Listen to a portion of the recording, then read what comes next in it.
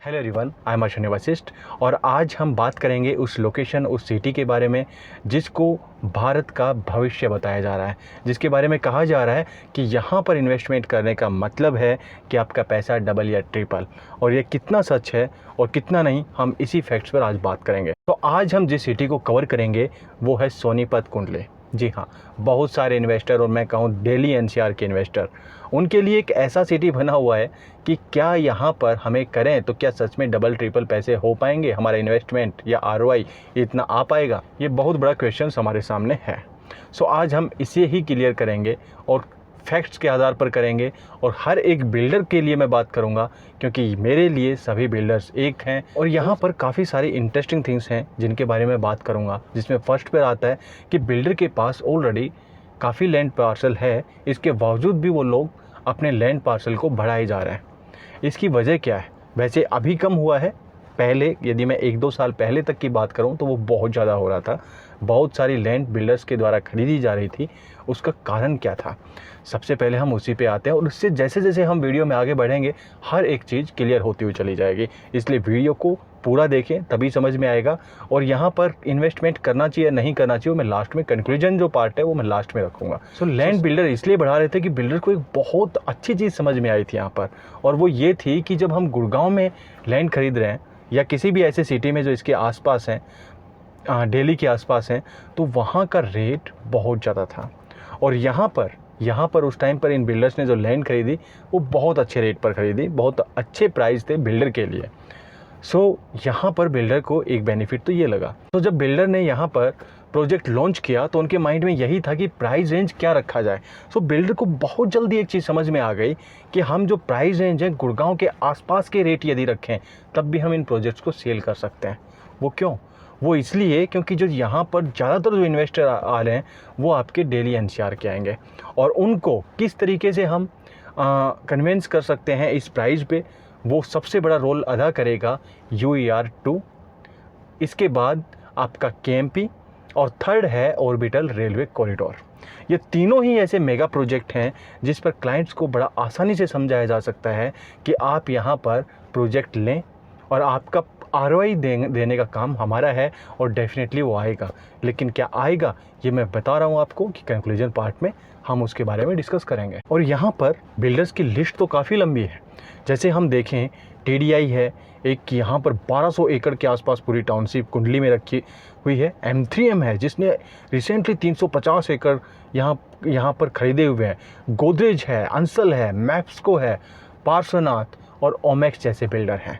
सो यहाँ पर काफ़ी सारे ऐसे बिल्डर, और सबसे बड़ी बात जो दिल्ली एनसीआर में काम कर रहे हैं वही बिल्डर। अब यहाँ पर जो बिल्डर्स को सबसे बड़ा प्रॉफिट मिल रहा है वो यही कि लैंड सस्ती खरीदी बट उन्होंने जो प्राइस रखे वो बिल्कुल यहाँ के रखे, यानी कि गुड़गांव जैसे थोड़ा बहुत फ़र्क 10-20% का डिफरेंस रहा, इससे ज़्यादा नहीं। और इसके साथ साथ उन्होंने सेल भी आसानी से कर दिया और इन्होंने इन इन्वेस्टर्स को यानी कि दिल्ली एनसीआर के इन्वेस्टर को विश्वास दिलाया कि आने वाला टाइम सोनीपत का है और सोनीपत ही आने वाले टाइम का गुड़गांव है।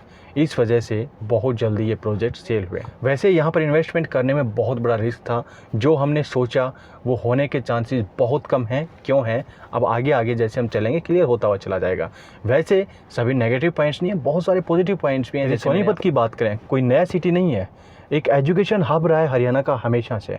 यहाँ पर Deenbandhu Chhoturam university, BR Ambedkar, Jindal global universities, Ashoka universities जैसी बड़ी यूनिवर्सिटीज़ हैं।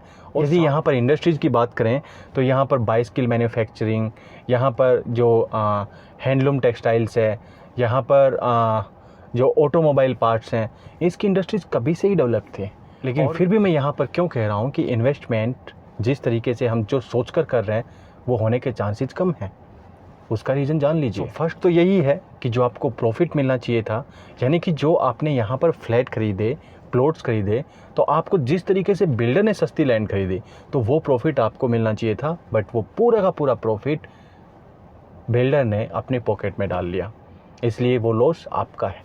अब कैसे, मैं आपको बताता हूँ। अब ज़्यादातर इन्वेस्टर जो इनमें सोचते हैं कि इनिशियल फेस है, हमें यहाँ पर इन्वेस्टमेंट करना चाहिए तो डबल ट्रिपल होगा। भैया फेस इनिशियल है, मान लिया, यहाँ पर जो रियल एस्टेट है डेवलप हो रहा है, मान चुका हूँ, बट जो प्राइस है वो आपको वो मिले हैं जो ऑलरेडी डेवलप्ड एरियाज हैं। अब मैं आपको एग्जांपल्स के आधार पर बताऊं तो काफ़ी सारे कुछ क्लाइंट्स के मेरे पास कॉल आते हैं, सोनीपत पे भी बात होती है और मैं ज़्यादातर क्लाइंट से सीखता हूं, क्योंकि मैं मानता हूं कि क्लाइंट से बड़ा कोई गुरु हो ही नहीं सकता। सो उनमें बहुत सारे लोगों से मेरी जो बात हुई उनमें मैं सबसे पहले उनसे यही पूछता हूँ कि भैया आपने जो इन्वेस्टमेंट किया, ओके ठीक है, कोई बात नहीं, बिल्डर अच्छा है, काफ़ी सारे लोगों ने अच्छे बिल्डर्स में इन्वेस्टमेंट किया है, तो मैं बोलता हूँ हाँ बिल्डर अच्छा है, बट आपने प्राइस क्या लिया? उन्होंने बताया कि सर इनिशियल फेज है, तो हमें लगता है कि 10-15 साल 20 साल में तो ग्रोथ हो ही जाएगी, यानी कि गुड़गांव की तरह ना सही, इससे आधा भी हो जाएगा तो हमें अच्छा आरओआई मिल जाएगा। उसके बाद मैं पूछता हूँ अच्छा जो प्राइस डिफरेंस है वो कितना है गुड़गांव से और सोनीपत का? हाँ पर वो 10 से 15 सेकेंड का गैप लगता है ये आंसर देने में। उसके बाद मैं पूछता हूँ चलिए ठीक है, एरिया आपने जो प्राइस लिए करीब 15 से 20% का डिफरेंस से कोई ज़्यादा नहीं होता, या कहीं कहीं कुछ बिल्डर्स होते हैं वो बराबर भी ले रहे हैं। अब मैं पूछता हूँ कि आपको 15 से 20 ईयर्स का टाइम लगेगा। गुड़गांव या तो वो एरिया जो ऑलरेडी डेवलप्ड है उसकी बात नहीं कर रहा, जो डेवलपिंग स्टेज पे है, जो 2-3 साल में पूरी तरह से बहुत ज़बरदस्त तरीके से डेवलप्ड हो जाएगा, यानी कि उसके बराबर हम रेट मान लेते हैं या उससे थोड़ा कम मान लेते हैं, तो वो तो 2 से 3 साल में डेवलप होने वाला है। आपका एरिया 15 से 20 साल में डेवलप होने वाला है, तो उम्मीद क्या करते हैं आप, कितनी आरओआई आप सोच सके चल सकते हैं कि आपको यहाँ पर रिटर्न कितना मिलेगा? अब यहाँ पर उनके पास, ज़्यादातर के पास मैंने आंसर नहीं देखा, क्योंकि ये सच्चाई है और इस चीज़ को हम छोड़ रहे हैं, भूल रहे हैं।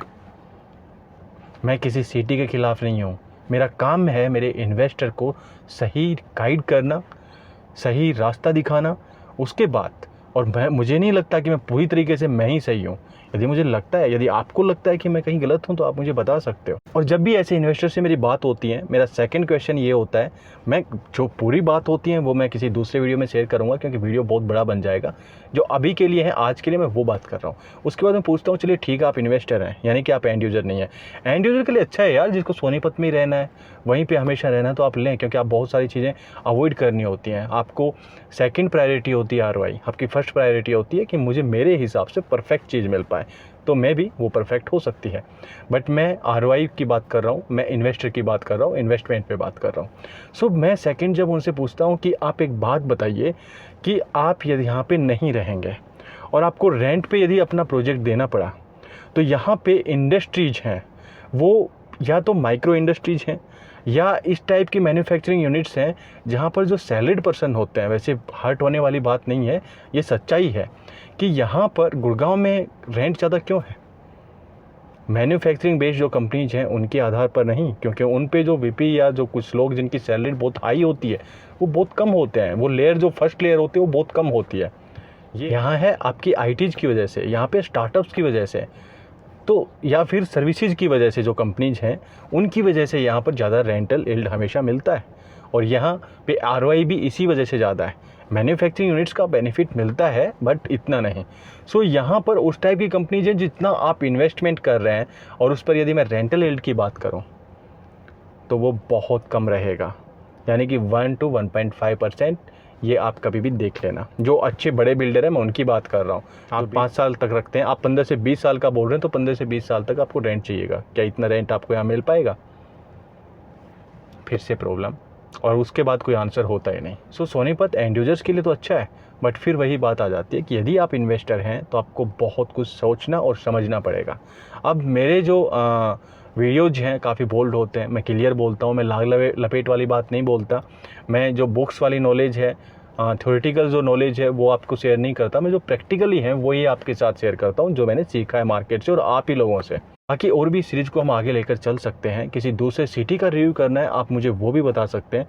सो मिलेंगे बहुत जल्द। और हाँ, यदि आपको, वही मैं फिर से बता रहा हूँ कि यदि आपको हर एक चीज़ पॉजिटिव सुननी है तो ये चैनल आपके लिए नहीं है। और मिलेंगे फिर किसी दूसरे प्रोजेक्ट के रिव्यू के लिए। और आप यहाँ तक, यानी कि वीडियो के एंड तक जो लोग बने रहे हैं, मुझे लगता है कि वो बहुत हद तक उन्होंने ये चीज़ें समझ में आई होंगी। कुछ नहीं आया, कुछ और भी डाउट्स हैं, आप मुझे शेयर कर सकते हैं। मैं बहुत जल्द आपको कॉल बैक कर लूँगा। फिर से मिलेंगे किसी दूसरे वीडियो में, किसी प्रोजेक्ट के रिव्यू या किसी लोकेशन के रिव्यू पर। Thank you very much.